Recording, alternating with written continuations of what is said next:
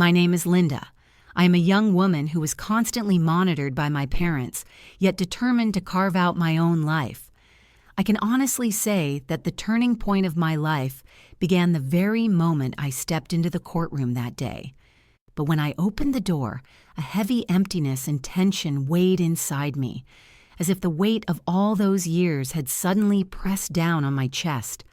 The courtroom was enveloped in a deep silence, but for me, it wasn't peaceful. It was tense. My chest tightened. My heart pounded rapidly. It felt as though everyone here had fallen silent, just so they could hear the voice of my fate more clearly.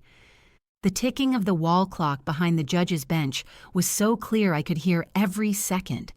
Each tick reminded me just how slowly time was passing. My mother, Martha, sat beside me. Her breathing was calm and measured, as if this courtroom were merely a part of her ordinary day. That very composure made me even more uneasy. My father, Robert, shifted comfortably in his seat. I could even hear the faint scrape of his polished shoe against the floor. There was no hesitation in that sound. His gaze and posture revealed complete certainty about the outcome. Their lawyer, Mr. Harris, leaned back in his chair. He was tapping a golden pen slowly against the surface of a thick leather folder. His face carried a calm, self-satisfied expression, one he made no effort to hide. It was as if this hearing were merely a formality, and the outcome had already been decided long ago. At that moment, I realized that I was the most uneasy person in the courtroom. Everyone else was in their place, calm and composed, but I stood there, engulfed by the silence, waiting for the decision that would be made about me. Then the judge adjusted his glasses with a slow, deliberate movement. He focused carefully on the thick stack of documents before him and began to read the list of my assets in a calm, yet clear voice. Each word spread through the room as if every sentence revealed an unexpected truth to someone. Up until that point, the light, impatient tapping of Mr. Harris's pen had continued, but it suddenly stopped. The atmosphere in the courtroom shifted. The confident smiles that had lingered on faces just moments ago froze, left incomplete. When the judge reached the last page, Mr. Harris, my parents' lawyer, suddenly stood up so abruptly that his chair scraped against the polished floor. The sound echoed sharply across the courtroom, drawing everyone's attention to a single point. In an instant, his face drained of color. The confidence that had been there just moments ago vanished from his eyes. That's when I realized they finally understood that they had misjudged me. They had always thought I was weak. They had mistaken my silence for submission, my patience for dependence. But now, in this room, with every item being read aloud, the truth was slowly emerging.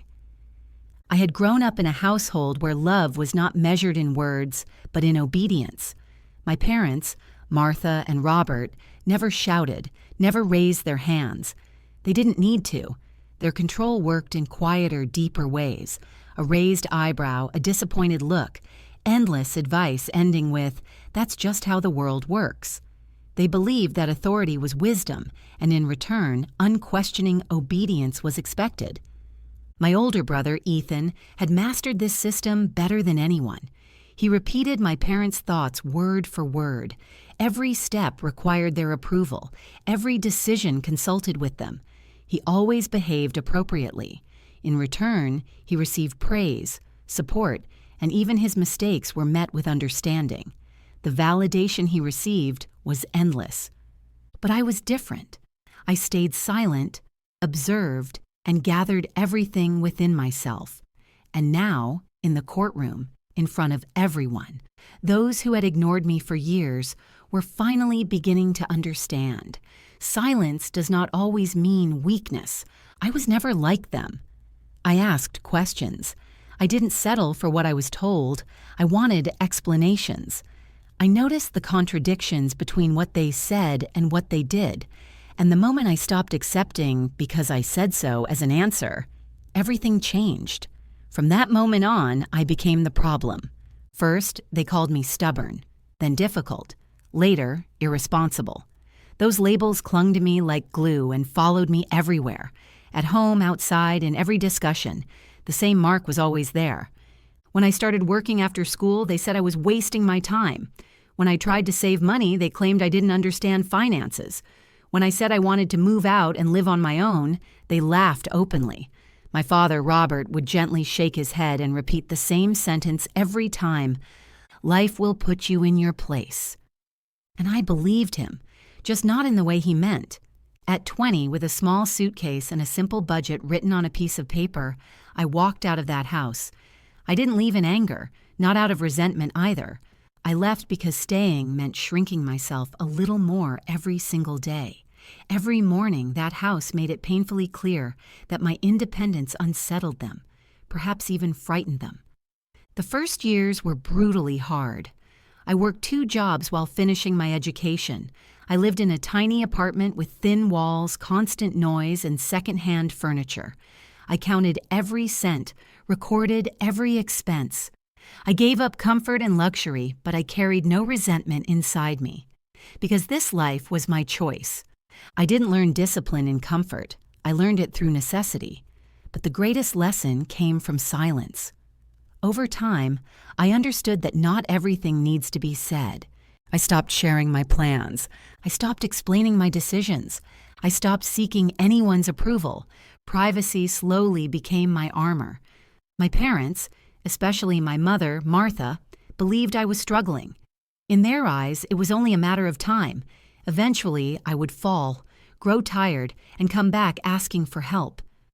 Around relatives, they spoke of me as a cautionary tale. Don't end up like her. And I didn't stop them. Let them believe it.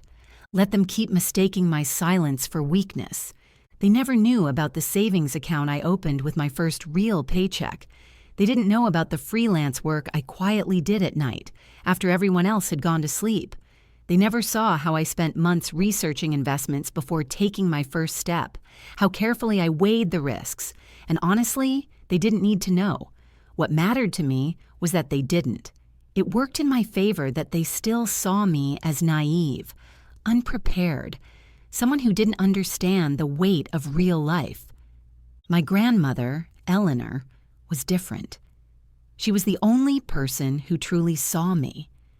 She noticed how carefully I listened when people spoke. She understood that I didn't interrupt, not because I had nothing to say, but because I was watching. She knew I listened not to voices, but to intentions. Once, in a soft voice, she said to me, "Linda, in a family, the quiet ones are usually the ones who see the most." Those words stayed with me for a long time. When she became ill, I was the one who stayed by her side. I sat with her in the same room for hours, for days. I arranged her doctor's appointments. I kept track of her medications. When she spoke of her fears at night, I listened without interrupting. I didn't offer answers. I simply stayed. Sometimes that mattered more than anything else.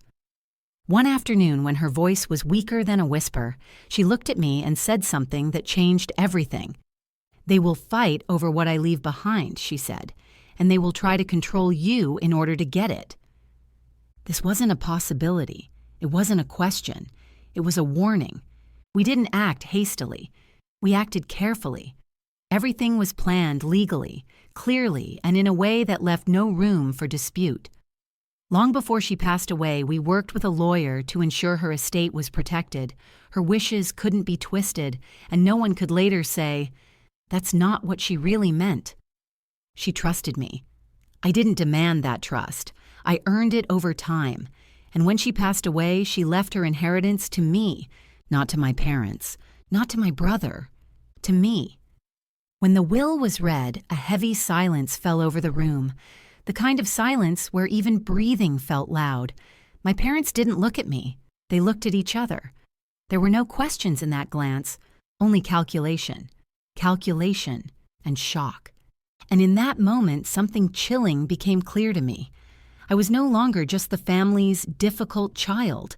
I had crossed an invisible line, a line with no way back. At first, they acted as if nothing had happened, as if everything were perfectly normal. My mother called every day, her voice soft and careful. She asked whether I was overworking myself, whether my job was becoming too much. My father suggested meeting to talk things through calmly. They spoke as if telling the truth too suddenly might frighten me away, as if they might lose me if they said what they really meant. Then the suggestions began. "Money like that can be dangerous," my mother said, her voice trembling with something that sounded like concern. "You wouldn't want to make a wrong move," my father added, as if he truly knew me. "Let us manage it for now. We just want to help." I refused calmly and politely. I didn't raise my voice. I didn't explain myself. In that instant, the warmth disappeared. The tone of the calls changed. The questions became sharper. Concern turned into accusation. The past was suddenly weaponized. They began listing everything they had ever done for me. Gratitude was no longer implied. It was demanded outright. My independence was framed as betrayal of the family. When I refused again, they stopped pretending. The masks came off. 2 weeks later, court papers arrived at my door. They weren't asking for advice. They weren't seeking compromise. They were demanding that the court declare me financially incompetent. In the documents, they portrayed me as irresponsible, emotionally unstable, unfit to manage an inheritance. They wanted control over my bank accounts, my car, even the apartment I had purchased entirely with my own money. They were lying openly. But the most painful claim was the one about my home. They alleged that the apartment had been bought with family funds. That lie hurt more than the others, because that home was my nights. It was my exhaustion. It was the meals I ate in silence, the money I counted and stretched carefully. I read the petition slowly. My hands were steady. My voice didn't shake. I didn't cry. I didn't call them. There was a strange clarity inside me. In that moment, I understood something with absolute certainty. This was not about money. This was about power. They wanted to punish me for leaving, for standing on my own without them, for proving that I didn't need their permission to live. They couldn't accept that they had lost control over me. And for the first time, I wasn't afraid, because I finally understood. Revenge is not rage. Revenge is patience turned into strategy. I was never one to chase the spotlight. I hired a lawyer not for show, but for results, quiet, precise, attentive. At our first meeting, I handed over neatly organized folders. Every salary transfer had its own section. Every receipt was arranged chronologically. Every investment report, every contract, every legal document was in its place. Nothing was left to chance. He listened without rushing. He asked questions. He didn't interrupt my answers. When I finished speaking, he closed the folders and said calmly, "They think they know you. That's their mistake." He was right. Years ago, after my grandmother fell ill, I learned what it meant to be cautious. From that moment on, I started building extra protective measures. After she passed, I took it even further. Quietly, legally, and with meticulous attention to detail, I created a trust. I separated her inheritance completely from my personal funds. I told no one. I asked permission from no one. By the time my parents filed the petition, the door they tried so desperately to force open had long been sealed. They simply didn't know it yet. On the day of the hearing, they arrived early, carefully dressed, soft colors, modest appearance, sending the unspoken message, "We mean no harm." Their lawyer greeted the judge with a sincere smile, as if this process were merely a formality and the outcome already decided. I came alone. First, their lawyer spoke. He portrayed me as irresponsible, rebellious, emotionally immature. My independent decisions were labeled instability. My refusal to hand over control was framed as blatant negligence. My mother dabbed her eyes with a handkerchief. My father sighed deeply, silently playing the role of the suffering parent. Then the judge requested the financial documents, and in that moment their story began to unravel. The judge read slowly. Savings accounts opened long before the inheritance. A flawless credit history. A car fully paid for and registered solely in my name. Then he paused. "This residence," he said, examining the document carefully, "is not a rental." The courtroom froze. "It is purchased property." My mother gripped her purse tighter. My father's gaze dropped to the floor. The judge continued. "Investments, business interests, long-term assets." The confidence on their lawyer's face began to fade. With each item read aloud, it seemed he shrank a little more. Finally, the judge reached the trust documents. He paused. "Read the lines again." "This trust," he said carefully, "was established before the deceased passed away." Then he looked directly at me. "And it was created by the respondent." I stood up. "Yes, Your Honor, to protect my grandmother's wishes." I explained the planning. I laid out each legal safeguard one by one. I calmly revealed the foresight they had never believed I possessed. Then my lawyer presented the final piece of evidence, a voice recording. My parents' voices filled the courtroom, cold, calculated. They spoke about how they would drain my bank accounts, how they would sell my car, how they would teach me a lesson in humility. The judge listened without a word. When the recording ended, he closed the folder. "This petition is denied," he said firmly, "dismissed in its entirety, with prejudice." In the hallway, my parents finally looked at me, not with anger, but with shock, as if they couldn't believe what they were seeing. I said calmly, "I didn't do this to hurt you." I paused. "I did it because you tried to control what you never earned." And for the first time, my words weren't a defense. They were a full stop. They had nothing left to say. No accusations, no excuses, no apology. Their silence spoke louder than anything else. That evening, I sat alone in the apartment they had tried to take from me. The walls were quiet. City lights from the window cast soft shadows across the room, and deep in my chest, a feeling settled, one I hadn't felt in years. It wasn't rushed, it wasn't loud, it was simply clear. And for the first time in my life, I understood this. I was never the irresponsible child they imagined. I never had been. I was untouchable now, in control of my own life, and no one had the authority to judge me for that. The lights I saw through the window that night were more than just city lights to me. They were the lights of freedom, power, and choice. I felt it with every breath. No one could question who I was anymore. I existed. I remained. And that could not be shaken by any petition, any words, or any lies. If this story touched you, it means you, too, have been silent at some point. You were misunderstood. Your strength went unseen. Your patience was mistaken for weakness. Maybe you tried to prove something to someone, only to find your words falling into empty space. But know this, you are not alone. Those who choose their own path are few, but they understand better than anyone what it truly means to be untouchable.